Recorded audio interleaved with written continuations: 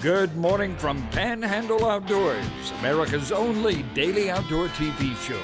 Your source for fishing, hunting, and information for folks who enjoy the great outdoors. Now sit back, relax. It's Panhandle Outdoors. Good morning, folks. Welcome to Panhandle Outdoors. I'm Winston Chester. Glad you're here this Wednesday morning. Today is July the 15th. We're literally halfway through July, and it is going to be a good second half of July. I just have that feeling. High today is going to be in the 90s. The humidity has just been remarkable, and about summer humidity in Florida. Just think about it. People pay money to go to the steam room and get to do this, and you can go outside and get it free and just have the sweat pour out of you. Water temperature, low's going to be 77. Water temperature is right around 84 degrees. Our river reading is brought to us by Mountain Dew. Get out and do. We're looking at the Apalachicola at Bluntstown at a 7.8. Been steady all week. It'll be steady the rest of the week.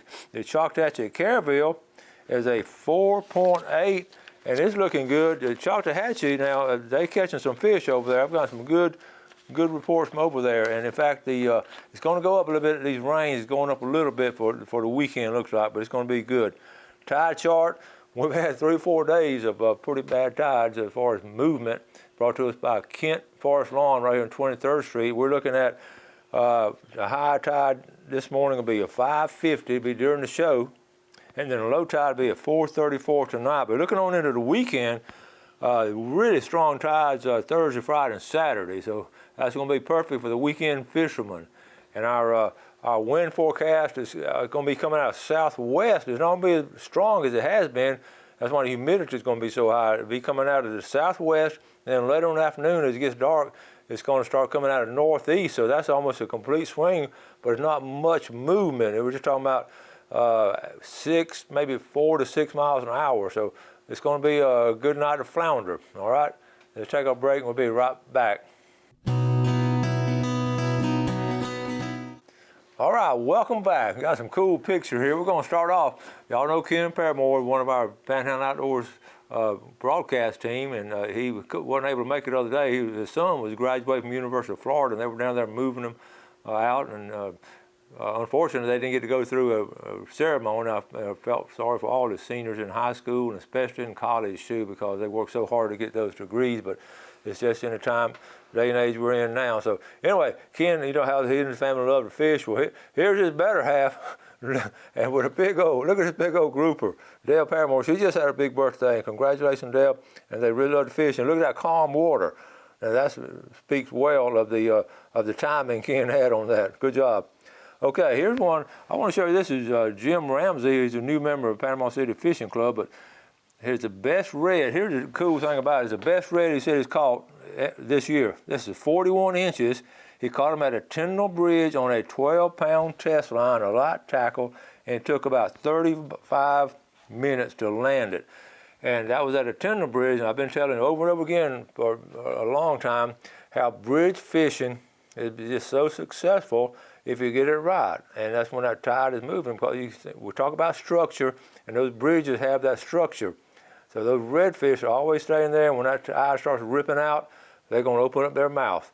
And now the key to it, and the kayakers, I got some kayaking friends, they think they discovered this, but it's been going on a very long time. Most of the old timers didn't want to fool with it because those big old reds wasn't good to eat, but they know they've been in there along with some tarpon and other things. But the kayakers, they meet at Carl Gray on Friday afternoon, any afternoon really in the summertime, and they just paddled out there to that bridge. And also there's a landing right there in Parker, so you can just paddle out and catch them. The fun though is to catch them on that light weight, and that's what he did, and I know he had fun. And you catch them, release those of course, but they're so big. I remember yesterday I showed a picture of that old black and white newspaper article from 1950 with the St. Augustine Boat Club. I got a kick out of it because it was just, to me, replicated what was going on all the coastlines around America in those days, where people were just eating fish and anything they get off the land. And we were talking about they were having a Gopher Stew cookout, and after that they were going to go dancing. About 9 o'clock they were all out there on the dance floor. And I can just picture all that going on if you remember those old black and white movies of those days. And so I got a kick. I looked up, Gopher Stew is just not very popular anymore.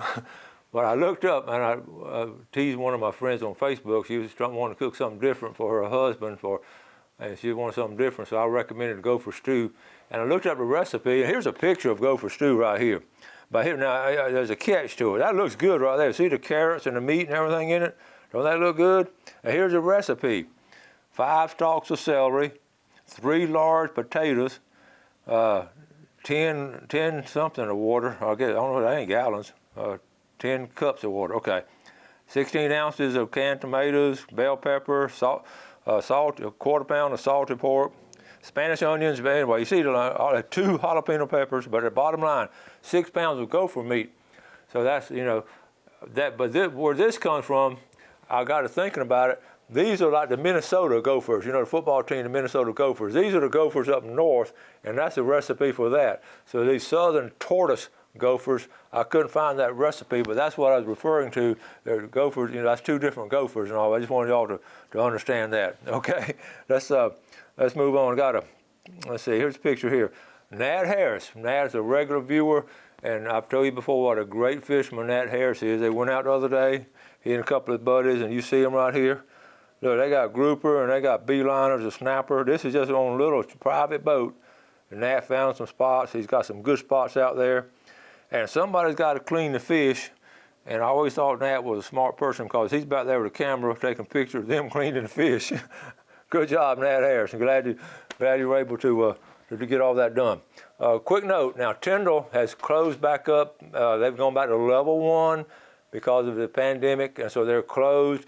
And if your pass runs out, like I had some friends, their pass ran out. They cannot renew it right now, so you cannot renew any of those passes at Tyndall because they have closed the doors to that area right there. So just be aware of that, okay? All right, we're going to take a break, and we'll be right back.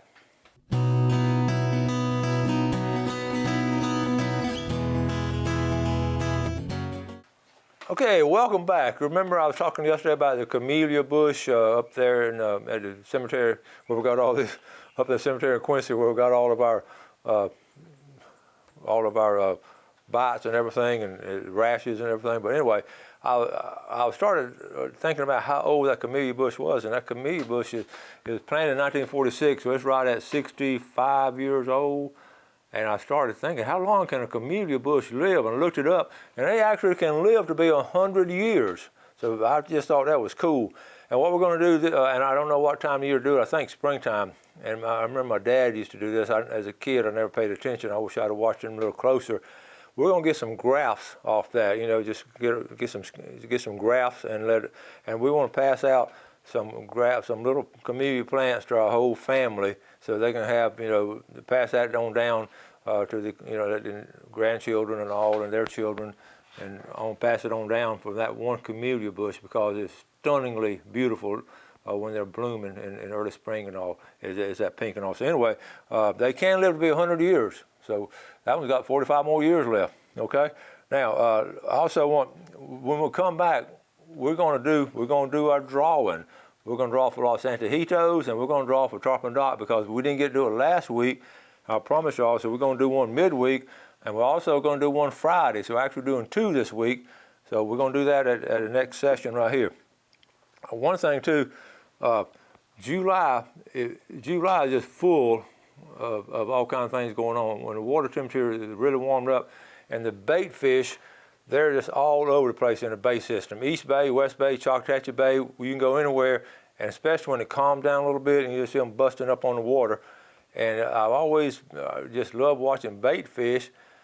And I mentioned, I got a 3-minute video coming up, and I mentioned about they live a dangerous life because if they get up too high, the bird's going to swoop down on them. If they go too low, the big fish are going to get them.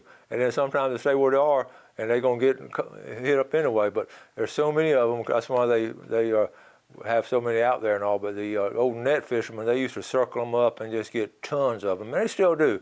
Get a lot of guys now. The captains, they'll get in there, and what they'll do, they'll put these chauffeur traps out or some bait trap. And I know when we go with Billy Archer and we go to the bait boat, those guys work really hard to catch those fish now. And the key to it is, of course, keeping them alive.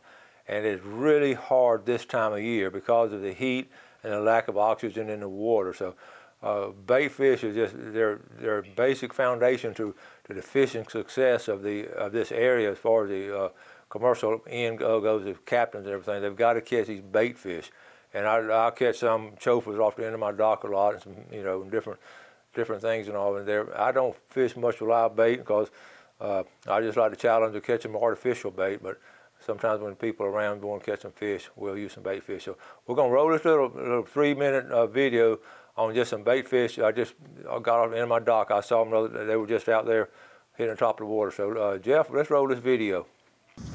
Hey folks, I'm on the end of my dock and it's just a beautiful morning. I want to just come out real early and just look at some of the situations on the bay. As you can see, looking out across North Bay, it is absolutely gorgeous. But what's striking are all the schools of bait fish. Now it must be 16 or 17 individual little pods of bait fish. And what is interesting is studying each little school or something and seeing how you just can't judge the size of the school by just looking at, because they go from small to large. Like right out here at the end of my rod, and that little school right there, something moving them on. But you'll see something rip through them every now and then, and they'll go from like a little small, maybe 8-foot diameter. Okay, the one I'm just talking about, that was about 2 feet diameter a while ago. Now looking at it, it's about 8 to 10 feet diameter, which usually means some kind of predatory fish is underneath them and drives them to the top. Looking out over here further, they're just skimming all over top. Sometimes they'll come together, sometimes they'll drop down. But you can be assured that when you see the school coming up the top and rippling, something's underneath them.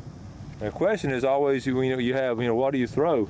But one thing, you don't want to throw right in the middle of them. I've always heard that from the old fishermen. You never throw in the middle of a school of bait fish. You want to throw on the sides, on the edges over there, and try to look like a wounded fish. And whether you go top water,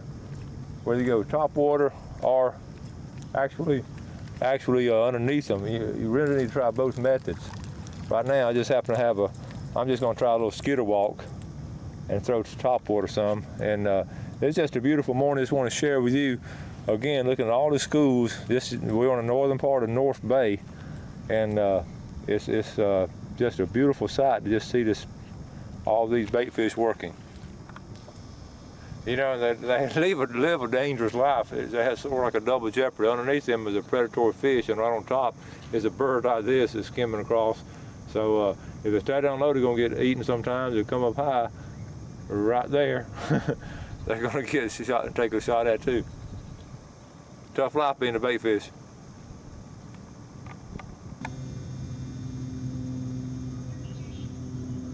Folks, now look at this school of mullet.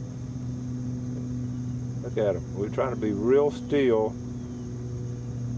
See how mullet act. Now, I don't have my net. I wish I had my net with me. See how they feed on the bottom a little bit? They'll come back now. I'm standing still.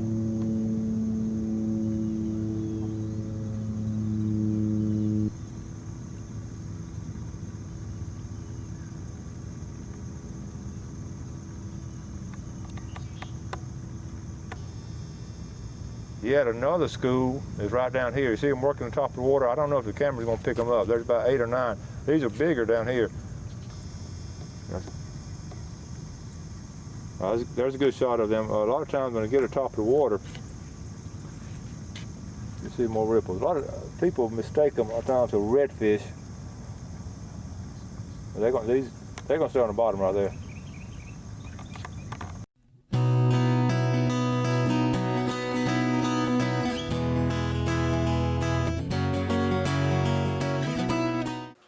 Okay, welcome back. Hope you enjoyed that. It's amazing at just nature in itself. It's just all kind of stuff going on.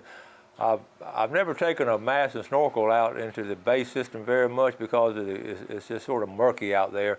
But I know there's just, the more structure you have, the more oyster shells you have, and that's the more bait fish you're going to have. It just sort of builds up on top of each other. That's why I always just was so enjoyed the marine biology parts that we took. And when I was a teacher and all, I loved teaching some just basic marine biology. And a lot of times I'd go borrow it from my marine biology teacher and share it with our classes. But all the little things and the health of our bay system, I cannot tell you how important that is in all of our water systems, of us taking care of it and making sure that is taken care of. Okay, let's move on to our fishing game time. Brought to us by Blue Water Outriggers. We're looking at 8:29 to 10:29 this morning, and also tonight 8:52 to 10:52. Let's get a drawing going. Okay, this will be for Los Antojitos. It's going to be a $25 gift certificate to Los Antojitos in St. Andrew. In the winter, all the way from Lynn Haven is Stephanie Smith. I'll put you right here. I'll keep them in order. Now, let's go down to Tarpon Dock Seafood, and we're going to give a $20 gift certificate, and that winner is going to be from Fountain Donna Melvin of the Melvin family, the Melvin clan up there, all right? And we love those folks up there in Fountain and Youngstown. Okay, now let's take a look at the red snapper. The big red snapper is going to be Terry Sidney. So that, all right, now this is Wednesday, and we're going to do the same thing again day after tomorrow. We're going to do this on Friday. I got tickled a lot of times. I was looking, we try to update our set and everything, and try to keep everything modernized. And now we're back to our very original set. And I ran across this the other day. I don't know if y'all remember this. I wanted to pull it out. This was, y'all see this? This was, we used to do this when I was doing the show with Captain Roy. I'd put this over here on the side, and Jeff had the camera coming in at an angle, and this would be the index, the sun index for the day. It had extreme, and I had a little styrofoam ball again painted like a red and white cork, and whatever the sun was going to be, how strong it's going to be, I'd put it along in here. I don't know if I quit doing that because I may need to get back to it. Most of y'all know about the the heat index and how strong it's going to be, but that was one of my early props, and I ran across that the other day. I'm going to share with y'all, and it seems like the more you go forward, a lot of times the more you go back. So we're back here in the very beginning.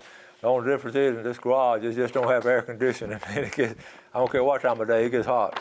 Okay, now Mike Edwards sent me a message. I was talking about all these really nice things, all these nice lures that Mike made, and they're beautiful. And I showed you ones he dropped off at my front door the other morning, and he said, go ahead and fish with those because I can make you some more. But they're almost too pretty to fish with, but I am going to, I've got a collection now, so I'm going to start fishing with them. I'm going to take a picture of the one I fish with. If I lose it, I'm going to send that picture to Mike and get him to make me another one. I'm not, so I'm going to try them pretty soon, Mike, and thank you for doing that. And I said, it's great work, great quality work right there. I love people making those fishing lures and all. That's just cool. A guy texted the other day. He was one of the new members of the fishing page, and he said he showed a picture of his hook, and the hook was it was bent. It was just sort of straightened out a little bit, and he said, he was serious. What could cause something like this? How about a big fish, okay? And I got tickled. A lot of these people are coming in, and they just don't. They thought they might have caught it in an oyster shell or something, but obviously, a big fish now is going to bend your hook, and they're going to get loose there. So, anyway, we got a few minutes. I want to tell this story. I was thumbing through this the other day. It's Quality Whitetails magazine, and I love reading outdoor magazines. I was just going through it, and one of the articles, you probably can't read it. The many last days of the season. Okay, and this guy wrote an article. He had 35 last day of the seasons, and it's hard to sort of get in that mood of a hunting season when in mid-July. But I read it last night. I was just really taken back with it. It made me. I flashed back till the time I knew exactly where it's coming from, because the last day of a hunting season is unlike fishing and other things. Because fishing sort of goes year round, but the last day of hunting season sort of wraps it up. As a hunter, I don't care if you're still hunter or dog hunter, you get a bond formed, especially dog hunters and all. You get a bond formed with your family and friends because you go every weekend. And you eat together, you fellowship together, you have your successes together, you have your failures together. You're talking on a CB and you're getting excited, then you're talking about, oh no, he missed him. And then you got that bond with those dogs, and you're taking care of those dogs, and those dogs are performing. They bring in their A game every weekend, and it's hard to sit here and describe the feeling you get, and you have that bond they set up with the outdoorsmen. And a lot of times those Saturday night cookouts, I know Ben Steele and the Mathis boys and all those boys have these big cookouts on Saturday nights. That just sort of solidifies that bond you have as a hunter and all. And we had the same thing up where I grew up and where I hunted and all through the 60s, 70s, and 80s on into the 90s. But that last day was special to me, and because I knew it was the last day I was going to hunt with my dad and my brother and my buddies and all, and I wouldn't see him for a little while. So what we did, I just remember all those last days. I especially remember one in February of 1989, and I was in my Jeep, and we would cross the creek, and the dogs were in the creek, and I could hear the dogs. So my brother came over, and two of us. This was on a Sunday afternoon. It was Saturday afternoon. I'm sorry, Saturday afternoon, about 2 or 3 o'clock. We were wrapping things up, and I realized that was my last time. And we were standing there in the field, sort of waiting for the dogs to come out, and we were sort of small talking. And the dogs were tired, the hunters were tired, and everything. And I remember looking at him and saying, "Man, it's been a good year." And we'd just taken some nice. He said, "It sure has. I've really enjoyed this year." And I said, he said, "We got to fatten up our dogs now, get them ready for next year." We're laughing and all. And little did I know, I drove off, and he said, "Go on, you're going home. You got to drive." But he said, "I'll get the dogs up. They're coming up out of the creek." So I went ahead and left and got my Jeep. I was driving back. I just had this feeling of such a feeling of satisfaction, and it was just a strong feeling that year. And I just, I talked to my dad on CB and all that, and I just had this strong feeling that February of 1989. Little did I know, in June the 24th, that my brother and his two best friends would be killed in a wreck, in a truck wreck. And as I realized then why I had such a strong feeling of that particular year.